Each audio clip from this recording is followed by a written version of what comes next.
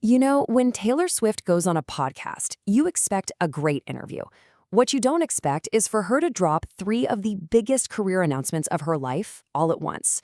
Well, that's exactly what happened, and we are going to break it all down. And it all kind of started with this little hint, right? Travis Kelce just casually drops, I think Taylor has a little bit of new news.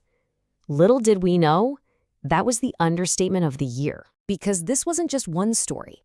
That single interview wove together three absolutely massive moments that define her past, her present, and her future. But here's the thing. Before we can even get to the huge reveal, we've got to understand the context. There are two other major things that happened first that give this whole announcement so much more power. And the first one? Well, it's a really personal victory.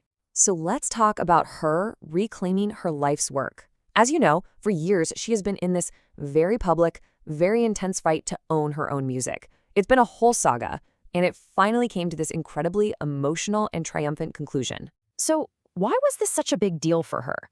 I mean, why was it so important? Well, it all boils down to the difference between, just writing a song and truly owning your life's work. Okay, so let's break this down because it can be a little confusing. She has always owned the publishing. That's the lyrics, the melody, the song itself. But the master recordings, that's the final finished track. Her voice, the production, all of it. She calls them her handwritten diary entries. And for years, someone else owned that diary. Someone else controlled a massive piece of her legacy. So for the final push, she did something pretty incredible.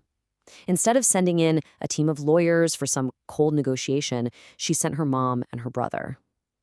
They went to personally sit down with the owners and just explain, to tell them from the heart what this music truly meant to her and her family. And it worked. Months later, she's just hanging out playing video games with Travis, and she gets the call. She said she tried to play it cool, just casually say the words, but the emotion was just way too much. I mean, listen to this. She said she just started absolutely heaving, described herself as being a dead weight, so completely overwhelmed with emotion that she couldn't even stand up. Think about that. After all those years of fighting, her history, her diary, it was finally hers. Okay, so with her past finally secured, it was time to close the book on her monumental present. And that present, of course, was the absolutely record-shattering Eras Tour. Just look at that number, 149. That's how many shows she played. It's mind-blowing. This wasn't just a tour. It was a global phenomenon, the most attended tour of all time. But of course, with Taylor, there's always an Easter egg, right? On the very last night of the tour, she didn't do her usual exit. Instead, she walked through this mysterious orange door. A classic Swift move, a subtle clue to the fans that, hey, just because this era is ending, a new one is about to begin. And that orange door leads us right here to the biggest piece of new news, the bombshell announcement, the moment that basically set the entire internet on fire.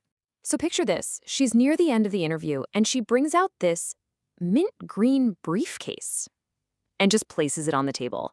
A literal physical prop holding her next giant secret.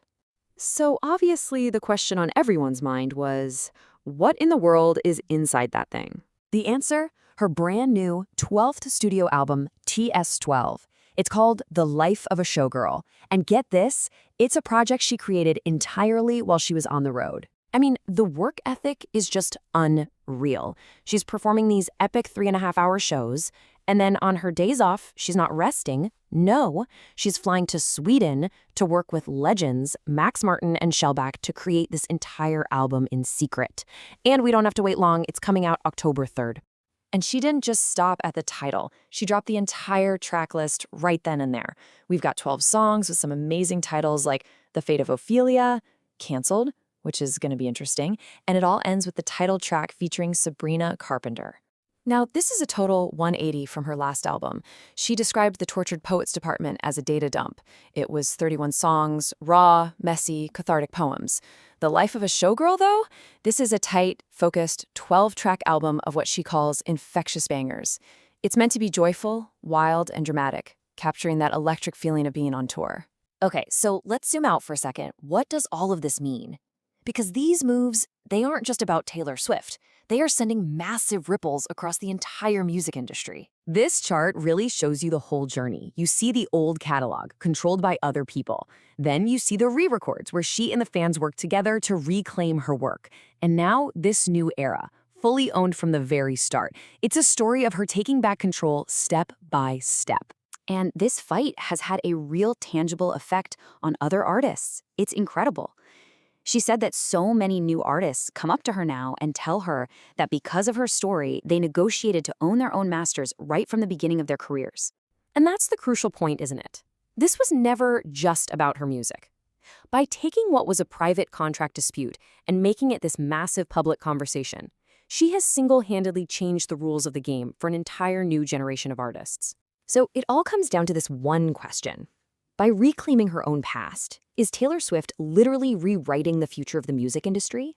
In winning back her own history, she didn't just close a chapter for herself. She might have just written the first page for countless artists to come.